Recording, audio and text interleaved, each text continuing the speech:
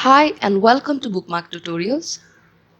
इस वीडियो में मैं आपसे बताना चाहती हूँ एक लैंग्वेज लर्निंग मेथड के बारे में जो दुनिया भर के लैंग्वेज इंस्ट्रक्टर्स अपने स्टूडेंट्स को सिखाने के लिए यूज़ करते हैं।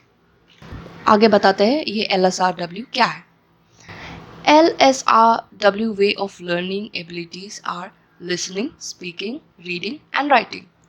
With regards to acquiring the learning abilities, LSRW way of learning skills are regularly gained by listening first, followed by speaking, reading, and writing.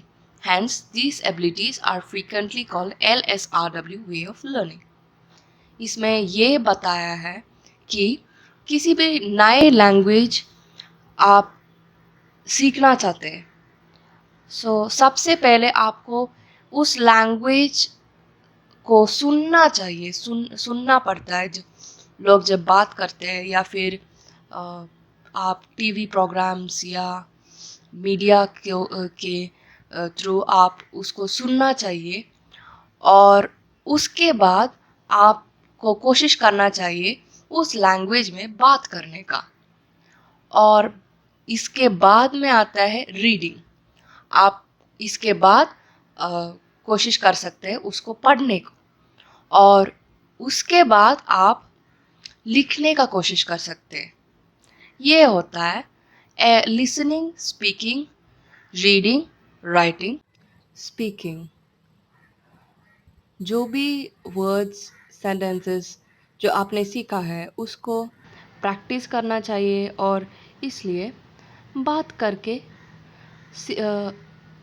Practice करना चाहिए। So you have to start small. पहले छोटे छोटे sentences और simple चीज़ से start करके आप ज़्यादा बड़े बड़े सेंटेंसेस और कॉम्प्लिकेटेड कंसेप्ट के तरफ मूव ऑन कर सकते हैं। And you need concept. तो प्रैक्टिस करते ही रहना चाहिए, नो मैटर व्हाट। जो भी हो जाए आपको लगे रहना चाहिए। Practice makes it perfect.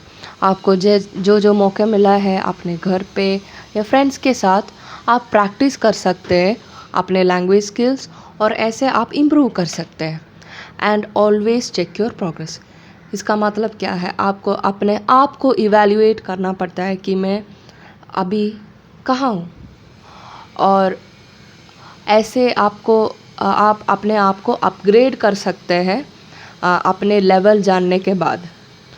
और लेवल अप, जब आपको लग रहा है कि मैंने एक चीज़ सीखा है, like you need to try more difficult things. जैसे आप इजी शब्दों से स्टार्ट किया है, छोटे छोटे सेंटेंस से स्टार्ट किया है और आपको लग रहा है कि आपने ये अच्छे से सीख लिया है, तो आपको लेवल अप करना चाहिए। ज़्यादा डिफ़िकल्ट वर्ड्स और सेंटेंसेस यूज़ कर सकते हैं आप। और इसके लिए आप डिक्शनरी, थेसरस जैसे इक्विपमेंट का यूज़ भी कर सकते हैं। लैंग्वेज सीखने का एक इम्पॉर्टेंट पार्ट होता है रीडिंग। हमको पढ़ना चाहिए। और बहुत सारे लोग कंप्लेन करते हैं कि वो ज़्यादा देर तक रीडिंग में कंसंट्रेट नहीं कर पा रहे और इसके वजह से बहुत लोग पढ़ने का इग्नोर करते हैं। हम इंग्लिश या कोई भी लैंग्वेज पढ़ने के लिए अलग अलग माध्यम यूज़ कर सकते हैं, जैसे news, magazines and periodicals, access, online content भी यूज़ कर सकते हैं, बुक्स भी यूज़ कर सकते हैं, टेक्स्ट बुक्स यूज़ कर सकते हैं। लोग जनरली टेक्स्ट बुक और बुक्स पे फोकस करते हैं, लेकिन उसका कंटेंट बहुत बड़ा होता है और जो लोग उतना देर तक कंसंट्रेट नहीं कर पाते, उनके लिए ये पढ़ना हो सकता है वो इफ़ेक्टिव नहीं है, क्योंकि वो जल्दी बोर हो जाएगा और फिर उसका प्रैक्टिस बंद हो जाएगा। इसके लिए आपको छोटे छोटे आर्टिकल्स पे कंसंट्रेट करना ज़रूरी है। जैसे एक बिगिनर के लिए वो न्यूज़ और मैगज़ीन्स पढ़ सकते हैं। उसमें छोटे छोटे आर्टिकल्स होता है और करंट अफेयर्स होता है।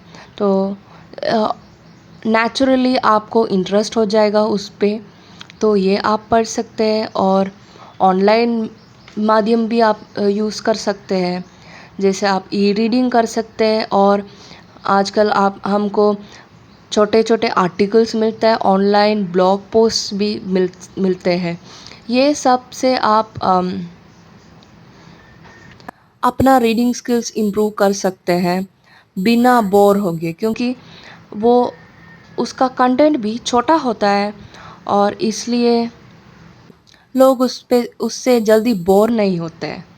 तो यू कैन स्टार्ट स्मॉल, छोटे कंटेंट से स्टार्ट कर सकते हैं और बाद में you can move on to longer and more difficult content.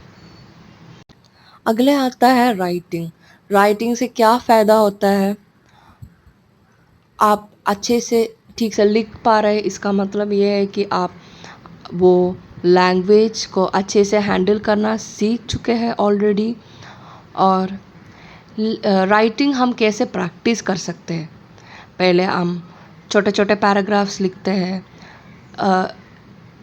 जैसे मैंने पहले भी बताया, हम छोटे कंटेंट से स्टार्ट कर सकते हैं, फिर उसके बाद लंबे कंटेंट की तरफ आगे बढ़ सकते हैं।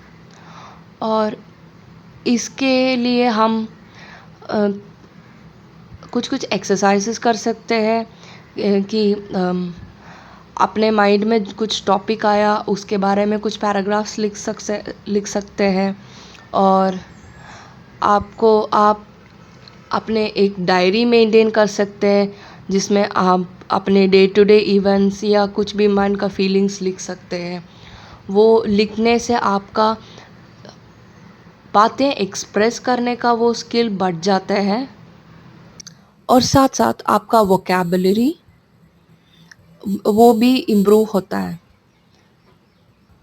राइटिंग प्रैक्टिस करने का एक इम्पॉर्टेंट फ़ायदा ये है कि ये करने से आप स्पेलिंग्स सीख सकते हैं और पंक्चुएशन सीख सकते हैं। पंक्चुएशन का मतलब है ये पंक्चुएशन मार्क्स, जैसे फुल स्टॉप, कॉमा, ये सब कहाँ डालना है, ये आप लिख लिख के आप सीख पाएंगे अच्छे से।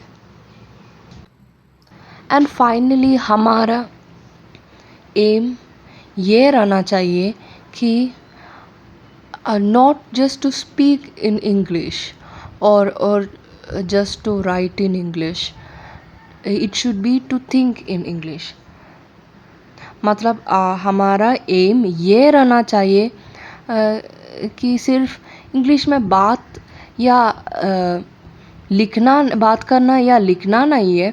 हमको इंग्लिश में सोचने का एबिलिटी होना चाहिए। और यही हमको सबसे ज़्यादा फ़ायदा करेगा, क्योंकि अगर आप एक लैंग्वेज में सोच सकते हैं, जनरली लोग अपने मातृभाषा में सोचते हैं, लेकिन अगर आप एक नए लैंग्वेज में सोच सकते हैं, इसका मतलब ये है कि आपको उस लैंग्वेज पे मास्टरी आया है और ये होना चाहिए हमारा एम। और किसी लैंग्वेज में सोचने से हम अपने फीलिंग्स को और थॉट्स को बेटर तरीके में एक्सप्रेस कर सकते हैं। और इसलिए हमको इसके लिए वर्क करना चाहिए। अगर आपको ये वीडियो पसंद आया और इस तरह के और भी वीडियोस देखना चाहते हैं, तो इस चैनल को सब्सक्राइब करो और लाइक करो हमारे वीडियो को, और देखते रहिए। हम और भी इंटरेस्टिंग और यूज़फुल कंटेंट पोस्ट करेंगे, इसलिए अपडेट करते रहना हमारे चैनल पे। अगर आपको हमारे लिए कुछ सजेशंस है या फिर कोई टॉपिक आप रेकमेंड करना चाहते हैं जिसके ऊपर हम वीडियो बनाएं, आप ज़रूर हमारे कमेंट बॉक्स में बताइए हमसे। Thank you and